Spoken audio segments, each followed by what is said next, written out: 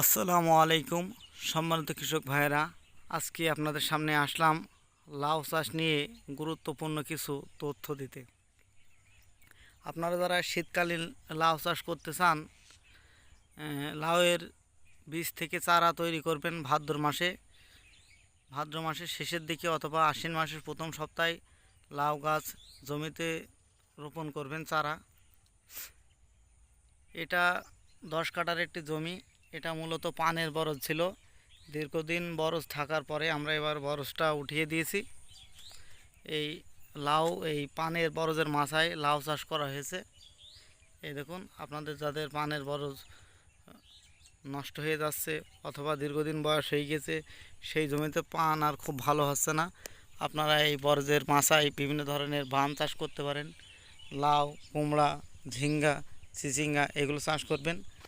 আজকে লাউ চাষ নিয়ে যে ভিডিওটা করতে এলাম সে বিষয়ে কথা বলি। লাউ চাষের শীতকালীন একটা সমস্যা, এই লাউ গাছের পাতা এবং ছিদ্র করে খেয়ে ফেলে। এই পোকাটা যদি আপনার লাউ গাছে থাকে, সেক্ষেত্রে আপনার লাউয়ের যে এই ছোট ছোট জালিগুলা এইগুলাতে লাগবে। এই জালিগুলো সব নষ্ট করে দেবে। এই লাউয়ের পাতা ছিদ্র করা থেকে বাঁচতে এবং এই জালিগুলো ছোট অবস্থায় হলুদ হয়ে নষ্ট না করার জন্য আপনারা কোন কীটনাশক ব্যবহার করবেন সে বিষয়ে এখন তথ্য দেব।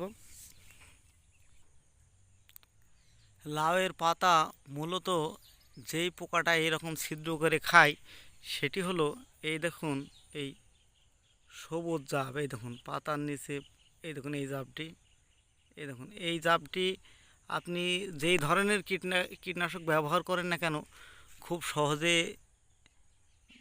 মারা সম্ভব নয়। এই দেখুন এটি এই যে ডুগায় বসে আছে, সবুজ মশা আকৃতির একটা জাব।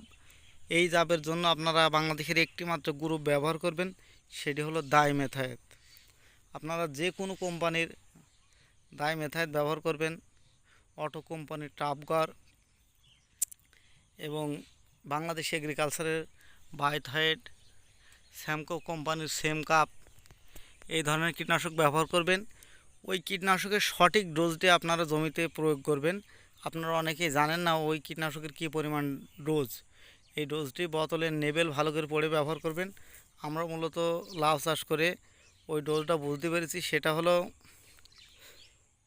প্রতি 20 লিটার পানিতে ওই ক্যাপের 4 ক্যাপ প্রতি ঢামে ব্যবহার করবেন।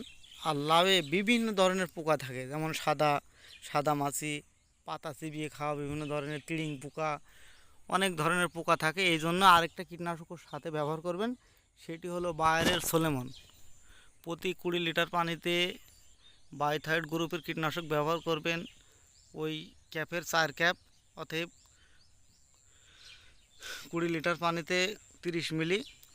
এবং সোলেমন ব্যবহার করবেন প্রতি 20 লিটার পানিতে সোলেমনের ক্যাপের 1 ক্যাপ। আপনার লাউ গাছ থাকবে সুন্দর, পাতায় এই ধরনের কোনো স্পট থাকবে না, এরকম পাতা ছিদ্র থাকবে না, প্রত্যেকটা পাতা থাকবে এই দেখুন এরকম সুন্দর।